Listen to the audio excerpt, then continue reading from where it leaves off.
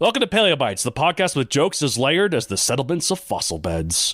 My name's Matthew Dahl, and each week I and a rotating series of guest co-hosts talk about and rate a genus of prehistoric animal, be it dinosaur, mammal, arthropod, and so on. This week I'm joined by someone who's also layered. It's Alan Brooks. How are you? I have psychic damage from those bad puns, especially that second one. Oh my god, you're layered. You got layered. We're all like, you've seen Shrek, right? Yeah. Yep. I have layers. Speaking of which, have you seen everyone reacting poorly to that Shrek teaser? That's like, because the animation and the style is slightly different. It's no, very I silly. haven't. I saw a bunch of videos about it, but I'm like, it's a sequel. I'm not super enthused about it.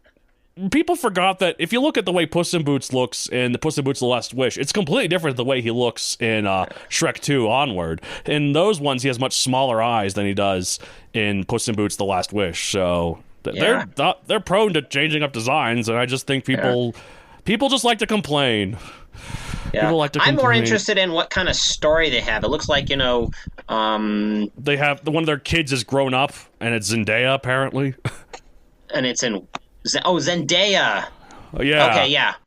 Haven't seen it, and I'm like, whatever. I'll hear more about it when they drop an actual trailer.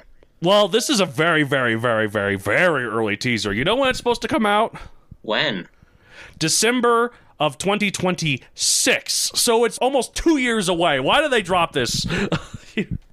Considering how long it takes to make a movie, I'm not actually surprised. Yeah, but then how do they have any animation? I don't know. I don't know. But, I don't know. Some entitled fans. If they change the animation style, as long as, I don't know, they make an improvement like Puss in Boots: The Last Wish, yeah. I'm totally interested. Though I have to say, I have been burned recently with the rather lackluster Kung Fu Panda. Yeah, 4 or 5? I heard the fourth one that came out. Yeah, it wasn't that good, but I didn't really think the third one was that good either. To be fair, either I think 1 and 2 are by far the best of those. 1 and 2 are the best, and now they're like, we're running out of steam. And sort of like How to Train Your Dragon. Like How to Train Your Dragon 3, I think is better than Kung Fu Panda 3, but it's not nearly as good, I don't think, as the other two. In my opinion, I don't know. I think all three of the How to Train Your Dragons were really good. So I'm like, I can't complain too much about How to Train Your Dragon movies. This is series as a whole, for sure. The whole series was pretty good, so. Hey, well, here's a good segue. Well, some of those dragons in How to Train Your Dragon kind of have horns on their nose. Like, I think Astrid's one has horns on its nose. And you know what also has a horn on its nose? The dinosaur we're going to be talking about today. And it is a dinosaur this time. It is a dinosaur. It is Ceratosaurus, which means horned lizard. Way to bury the lead there. So, I do have to ask, a bit of an odd question. Yes. Is this Ceratosaurus with an S sound, or is it Ceratosaurus? Because the soft SC sound doesn't exist in Latin, which especially this early. Actually, no, it's Greek, which I'm also saying probably has a hard K sound. Yeah, it's Greek. And also, I've never heard someone say Ceratosaurus, so okay. I'm just basing it off of what I have heard and what I have read. So if someone wants to say, oh, actually it's Ceratosaurus, fine. I'm not going to argue, but for now it's Ceratosaurus. All right. So it's a ceratosaurid theropod, a group of meat-eating dinosaurs that diverged from the line of theropods leading into birds pretty early on, and later branched out into the noasaurids and the abelosaurids. The latter the most dominant predatory lineage of the Cretaceous in the southern continents. So these were ancestors to that group. What are some members of that group, just to give us an idea? The ceratosaurs? I did an episode of the abelosaurids. Oh, Carnotaurus, Majungasaurus. Let's see, Abelosaurus. Oh, it looks like, based on this cladogram, but to be fair, who knows? No one knows any of the... Oh, wait, no.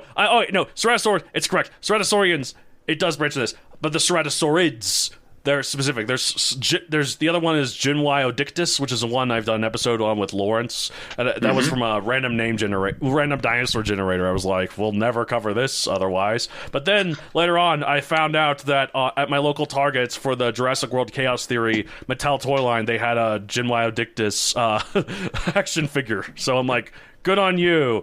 Good on you. Wow. Yeah, so I think they were inspired by my podcast episode. That's what I gotta say. Man, so size 19 to 23 feet, so that's 5.7 to 7 meters long, 1 ton. So not a big boy, but not a small boy either. Medium-sized boy. No. Just the right size to really predate on humans if we ever met them, huh? Oh yeah, this is by far the scariest size for us humans, because this one not only will it want to seek, it will hunt us, it will probably seek us out because we'd be a decent meal for it, rather than like a T-Rex where we're barely worth the effort most of the time.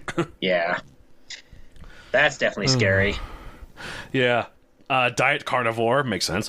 Time, late Jurassic, 153 to 148 million years ago. So right there at the end with Jurassic. Location, Colorado, Utah, and Wyoming, USA. The Morrison Formation, as it were. You've heard of it. Mm-hmm. Very famous one. Very famous. I've seen fossils of it in the rocks at Dinosaur National Monument. Oh, I will really? always be proud of there was a bone bed with all these different bones, and one of the tour people was, or one of the workers was there. I asked them how many species were in this, and I could probably guess all of them. And she said 8, and I was like, okay, I could bet you name all 8. And it took me 9 guesses. I think I got 1 wrong, but so I did name all 8. And one of them is Ceratosaurus. So I'm pretty proud of that. Okay, that's impressive. That's very impressive. I think I got 1 sauropod wrong. I guessed something, but it ended up it wasn't one. It wasn't like, was it Brachiosaurus, Apatosaurus, Diplodocus, and Barosaurus? I think might have been in there. I don't remember. Who cares? Stegosaurus, Ceratosaurus, Allosaurus. Some combination of all those. Dryosaurus, maybe. I think I said more than 8 dinosaur species there. So whatever. I don't know. Described in 1884. Pop culture appearances. Jurassic Park 3. Which has a funny scene where after they get the phone back from the poop, it comes up to them and they don't even look that scared, and then it like sniffs them and it's like, and then goes away. They're not even that scared of. Are there any other pop culture appearances? Oh, for sure. It's everywhere in the Jurassic Park series because just from that one bit, even though that's its only bit in the movies. It's in Jurassic Park Operation Genesis, Jurassic World Evolution, Jurassic World the Game, Jurassic World Camp Cretaceous, Jurassic World Alive, Jurassic Park Builder. And that seems to be the only Jurassic Park and Jurassic World stuff, but there's also in Jurassic Fight Club, When Dinosaurs Roamed America, Dinosaur King, Ark Survival Evolved, Gravity Falls, apparently, and 1 million years BC. It's nice to see all this dinosaur media with Jurassic in the name actually featuring a Jurassic species for once. Whoa. That's quite the list. That is quite the list of places of it appearing. Sorry, I don't words very well sometimes. That's okay. I also don't words very well, even though I'm an English major, so I should words the best among my fellow wordians, but alas, I do not. So Ceratosaurus is notable for its horn, which until the previously shown Genmaiodictus was for... Actually, no, to be fair, we only have the lower jaw of that one, so we don't know. Unless you count Carnotaurus's brow horns, which could be considered bony crests of some sort. It's the only... It's the only nasal horn, for sure, of any theropod dinosaur. I think, I think about there might be noticeable... There might be a few horns in some other ones, like Majungasaurus, I think, has come sometimes occasionally depicted with like a little unicorn horn stub thing in between its eyes. But, this is the only one with the big nasal horn, and that's very interesting. What it's used for? There's a whole long list of theories as per paleontology tradition. So, but one thing it definitely was not used for was hunting. Well, it's right above the giant maw. And I mean, how would a horn work in, like, we never see horns in any kind of predator function. It is almost normally exclusively herbivorous or omnivore thing as either a display or as like some crest or something. It's never really used as any kind of... Okay, horns are used as defense by herbivores, but... That's the thing. Horns have never, in any, as far as I know, zoological history, have been used in an offensive manner. Just defensive. Just defensive. So, as well as display and that sort of thing. Yes, no. In terms of weapons, their horns are purely defensive. You have an offensive weapon, it's claws and teeth, never horns. So... Yeah. And it did have claws and teeth. It did. Very much so. So... Yeah, one thing I actually noted was very interesting about the Ceratosaurus's hand is it actually has a 4-fingered hand. but oh yes, only 3 claws.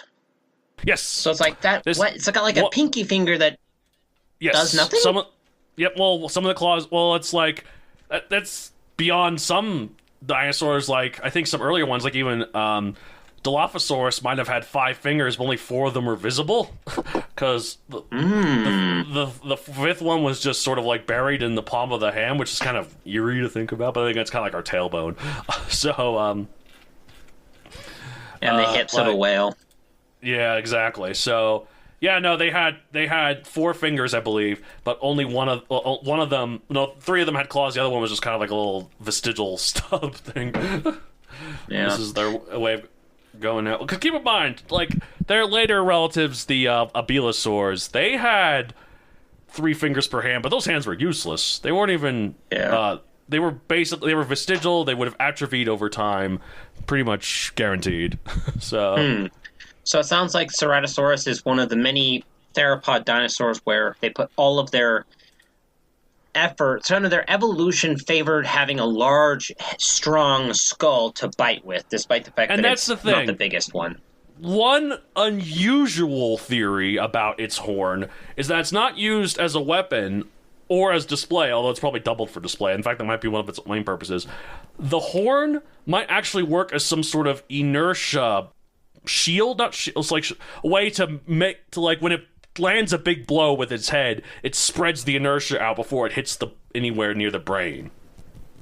You're gonna have to explain that one a little bit more, because I'm like, wait a minute, what?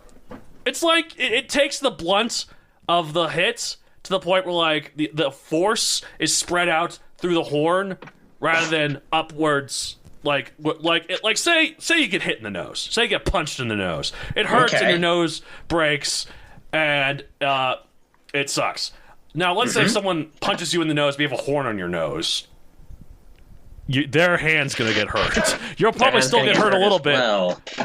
Yeah, like now your nose would still probably be hurt a little, but the horn took a brunt of the thing. It's kind of like a weird shield, but also even if it doesn't quite hit it directly, it gives more for the shockwaves to kind of radiate into. That's not the brain. So sort of an inertial absorption thing. Interesting. Yeah, that's a theory. Now, more likely it's probably just used for display, and maybe for some occasional headbutting between males. Yeah. But, and as far as we know, it is not a sexually dimorphic thing, though. Both males and females had it. Interesting. What do you? Okay. Do we know if there was a large, bony lump of keratin on top of the horn? I would assume so. Yes. Okay. I was just curious then, because that would mean potentially you could have the dimorphism could be less of it'd be more similar to birds. How some males are brightly colored, have bright colored patterns and whatnot, and the females are usually pretty drab. Do you think that might have been the difference? So they both have the horn. It's just the males are the only ones with maybe brightly colored horns. Yeah, I was going to say brightly colored. Yeah. That was actually something they bring up a little bit, that they but a very similar idea that they did with the Jurassic Park 3, where the Ceratosaurus had a bright red head. Now, I personally don't think that would be super realistic, because that means any attempt at stealth is now busted as heck, because they'll see the red. Tigers stealth just fine in the jungle, but then again, it's because that orange, when you're dealing with colorblind deer as your main target, that orange and black blends really well in the jungle. So yeah. Okay, that's just a side tangent, but how much do we know did dinosaurs have any kind of color vision or no? Based on birds, yeah, but I don't know. It's like the best way to know for that for sure would be to look at birds and crocodiles. If they have similar sorts of vision, then we can infer a pretty good idea of how it goes. So let me check the always right and always dependable Chat GPT and see. And here I thought you were going to say Wikipedia. I'm like, okay, it's a funny joke. Now I'm like, ChatGPT may actually be listeners, I do not endorse using ChatGPT for scientific research, but definitely not. Just for fun, Here we go. Let's search this. Do we know whether or not dinosaurs had color vision? Here we go. Yes, there is strong evidence the dinosaur had color vision, as ChatGTP, who can make mistakes, as the disclaimer down here says. Birds and reptiles both have color vision, though. That's a pretty solid argument to yes. Would that also mean that, like, crocodiles have some form of color vision? According to this, again, ChatGPT gave me wrong, disclaimer. Crocodiles have at least 3 color receptors. Okay. So, sort of like us. How many color receptors do we have? Yeah. If they had tetrachromatic vision like birds, they could see red, green, blue, and ultraviolet lights. This means dinosaurs could have seen a more vibrant world than humans, potentially including UV patterns on feathers and skin. That'd be interesting.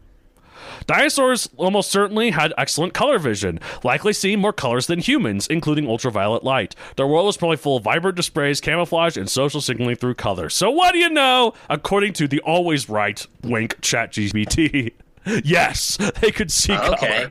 So the idea maybe of having a fully red head on a probably not. Fairly unrealistic, though maybe having a brightly colored nasal crest horn thing. 'Cause looking at the horn itself, it doesn't look like, the defensive horns you would see on on a ceratopsian, where it's a cone-shaped thing. This thing is more of a it's almost like thing, almost like a tiny sail on the nose. It almost looks like the Dilophosaurus brow crest, or not Allosaurus brow crest, but on the nose. So yeah. Right. But yeah, so that horn is the very is the most notable thing about Ceratosaurus. But there's some other things that are notable about it too. Like, for instance, it seems to have, in every depiction I can find, a lot of scoots. It says, uniquely among theropods, Ceratosaurus possessed small, elongated, and irregularly formed osteoderms along the mid-side of its body. So, yeah, this was kind of like how Carnotaurus is usually shown. It has little bits of armor on it, like little bits of knobs. Interesting. Yeah, so... Do you think that larger theropods at the Late Jurassic might have attacked Ceratosaurus a lot? Well, let's look at what it was going up against. Allosaurus, Torvosaurus, which was in some cases even bigger than Allosaurus, except for now Allosaurus has usurped Saurophaganax, RIP, and so Allosaurus is the biggest, Torvosaurus second biggest, and yeah, all those two already are pretty scary for Ceratosaurus. Ceratosaurus isn't even top dog. It's the bronze medalist here for sure. In fact, apparently, Allosaurus. What is this? An Allosaurus pubic foot? Do I want to know what that is? Shows marks from the teeth of another theropod. Oh, an Allosaurus being scavenged by a Ceratosaurus. Damn. Yeah, well, that makes sense. Any kind of predator is a scavenger at any point. Yeah, so it doesn't matter how opportunistic scavenger. Yeah. But yeah, an Allosaurus would heavily outweigh a Ceratosaurus. So yep. Yeah, they probably did not. They could probably get chased away from kills if a Ceratosaurus made a kill and Allosaurus showed up. If Allosaurus is the bears, Ceratosauruses are the wolves of this world for sure. But and I don't think they were smart enough to be group hunters like wolves. So. Oh, yeah, for sure. Well, to be fair, actually, it might have been the opposite. Allosaurus apparently accounted for 70-75% of all theropod specimens in the Morrison Formation. There's a lot of Allosauruses. Okay, so Ceratosaurus may have been more like the coyote. Yep, the coyote. Classic way to pronounce it. No. But... Okay. Yeah, well, I don't know what the correct term is. Just say whatever you want, listeners. Language is all about communication. Yeah. If we get what you mean, then you've done your job. So, Ceratosaurus is a pretty cool dinosaur, I think. I mean, look, it's stocky, it's burly, and it has a horn, which is pretty unique. Mm-hmm. And it is a very funny-shaped horn. It is. It doesn't step down, regardless of how outclassed it is in its society, and that's pretty cool. So one thing I do have to ask is, what do you think were its typical prey items, because we often think of the Late Jurassic as the time of, giant sauropods. It definitely didn't go after the sauropods. No. Maybe when they're babies, but yeah. Let's see if I can find anything on this great Wikipedia article. I would assume I've seen a lot of paleo art of it going after Stegosaurus for some reason, but I'm assuming no. Probably not. No. I don't know. Surely that's just maybe what's going on there is the Ceratosaurus is chasing some Dryosaurus or whatever, which would be great targets for it. But then the Stegosaurus gets in the way and then starts swinging his tail out, and the Ceratosaurus is like, okay, fine, I'll back off. So. Yeah. Stegosaurus is probably one of the scariest ones around. Interesting. There's a great scene in When Dinosaurs Roamed America, which is one of the only paleo documentaries with Ceratosaurus in it, because for whatever reason Walking with Dinosaurs had two opportunities to use it. One in Time of the Titans and Walking with Dinosaurs Episode 2, and The Ballad of Big Al. Neither one of them used it, so they're avoiding Ceratosaurus, but When Dinosaurs Roamed America did use it, and it was the initial threat of the Dryosaurus until the Allosaurus came out, and then it did a classic "there's always a bigger fish," while the Dryosauruses were running away from the Ceratosaurus. Since then, the Allosaurus came down and just killed the Ceratosaurus, and it was so cool. Huh. Interesting. Yeah. Okay. So that's pretty cool for sure. But yeah, I'm assuming Dryosaurus is probably its main prey. Other sort of small ornithischians, maybe Camptosaurus, which we wanted to get something bigger, which is like a guandon but smaller and much like half the size in Jurassic. Nanosaurus is apparently a thing. So okay. Question on the Dryosaurus. How common are Dryosaurus fossils in the Morrison Formation?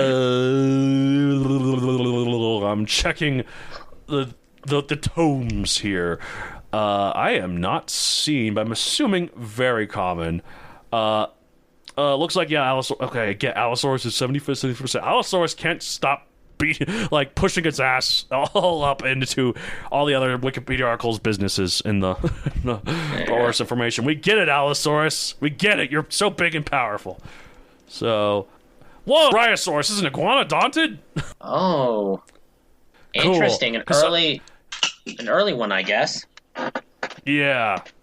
It's like, because the term Hypsilophodont, they used to group together a bunch of different ornithischians, but then it turns out none of them are related to each other. Oops. So, yeah, Hypsilophodon, Dryosaurus, Lilineosaura, Orodromius, they're all unrelated to each other. Parksosaurus, Thalesosaurus, yeah, it turns out all these ones are like different sort of. Oh yeah, Otniliosaurus, the Suthosaurus. We're like, are these all related? No, not really.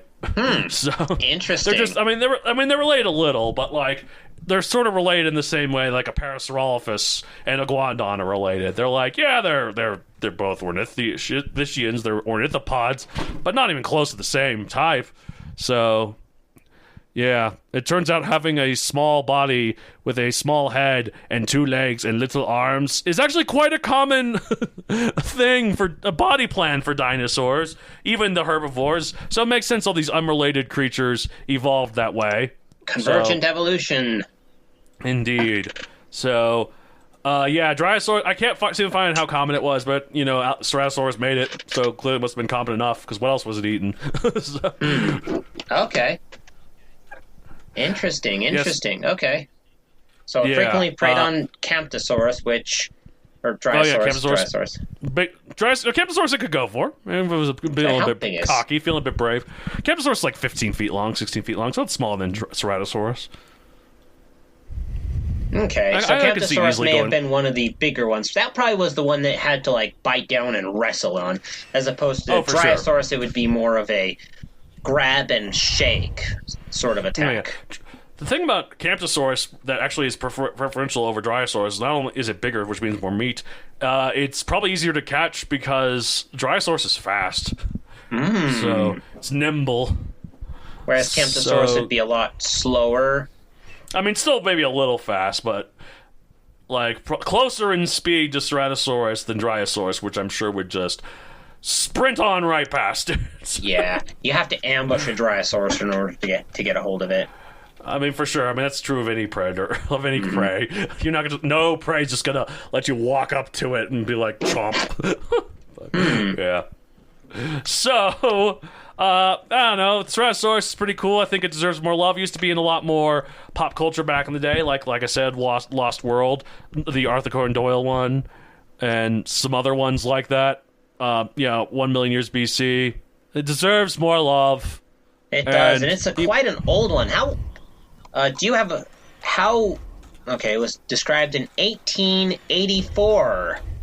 Yeah, that's height of the Bone Wars era. Ooh. This was Othniel Charles Marsh is apparently the guy who named this one. So this is a Bone War not victim. This is one of the soldiers created it. Well, the casualties of the Bone Wars or whatever. I can't think of a better term for it. Claimed territories of the Bone War. I don't know. I'm trying to put it in war terms, but it was one of the evidences in the Bone Wars. Have you talked about the Bone Wars on this podcast before? Oh yeah, whenever it comes up. I haven't dedicated a whole episode to it because it's just I mean, if listeners want to know, I mean, it's just Othniel Charles Marsh and Edward Drinker Cope. They were like, I can discover more dinosaurs than you, and they did. And one of them discovered 100, one of them discovered like 80, and a lot of them were actually the same species that they kept assigned to new genuses to try and beat the other person. Some of it meant for haphazard work, which meant competition can be good to a point, but when you're messing up the bones and like doing haphazard like slapdash research just to be ahead, guys, we're all in this together as scientists. Yeah. So okay. But then it was, of course, Othniel Charles Marsh. Apparently this is not 100% true, but damn, I wish it was. There's a urban legend that coprolites were named after Edward Drinker Cope by Othniel Charles Marsh. Coprolites, in case listeners don't know, is fossilized poop. So, yeah.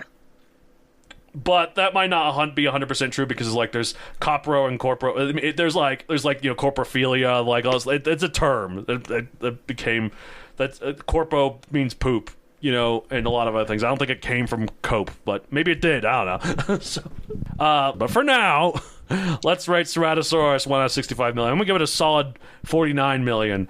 I think it's a stocky boy. It's a survivor. It saw the Allosaurus and Torvosaurus and was like, standing my ground. So, making a name for myself here.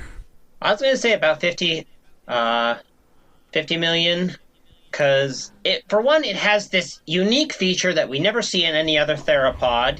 Yeah, it's a bit small, and it's in the Jurassic, but, this thing ran alongside some of the biggest dinosaurs ever, managed to survive and thrive, and, just all-around good theropod dinosaur, and would probably be very scary to see in real life, because it would think of you as a meal. I mean, look, Allosaurus would be scary enough, but I think Ceratosaurus, because it's slightly closer to our size, would be much scarier. Yeah, it would definitely go after you. Yeah, so, Scary. Stay away from it. 50 million out of 65, a good number for a good, solid dinosaur. Yep. That's it for this week, though. If you want to get a hold of the show, you can contact me at palebytespodcast@gmail.com and palebytespod on Instagram and Blue Sky. Palebytes Podcast, I should say. I'm not on Twitter anymore because the elongated muskrat has turned it into a hellhole. So, but I have a book series on Amazon Megazoic available for print and Kindle. There is a Ceratosaurus character in it. I don't know if you remember the shades from my books, but the lead one, Sinatho, who is the rival of Faleer. Faleer keeps saying, "Oh, dear foe, like we meet again. We are wonderful battles." And Sinatho hates Faleer, so he does not like their rivalry is one-sided. Sinatho just wants to kill Faleer. And Faleer's like, "Oh, but we've got a merry adventure, merry mini duels ahead of us. We will always fight. We will keep at this forever." And Sinatho's like, "I just really want to kill you." A one-sided pseudo rivalry, huh? Until it gets serious at the end. But yeah, I just thought, so yeah, this is a shade in my book, so it has like cool black and purple armor, and like it can move in like clouds. There's a reason for it that's explained in the books. Don't worry, it's not just a weird ghost ability. There's a canonical reason for it. Do you want me to spoil it for you? I can edit it out for anyone. No, go for it. I personally remember. Come on, we discussed this. We did? Okay, so you remember that they're robots, actually? They've been converted into robots. And they're made by nanotechnology. They're a nanotechnology that can free float around, and then combine back together. So that's why. So maybe I'll leave that in. Maybe the idea of a robot Ceratosaurus shade that can ghost and move around like that, maybe that's going to encourage some people to buy some of my book. So I'd like that, listeners. I'd appreciate that. Please support your local. It is really good. Go for it. Thanks. All right. Oh, where can they find you? I guess oh wait, no, you can't find you anywhere. You're one of those smart people who's not on social media. Yep. So. But if you have any questions to him, just send me an email at palebytespodcast@gmail.com, and I will relay any of them his way. So other than that, that's it for this week. So long, listeners. Keep on chomping.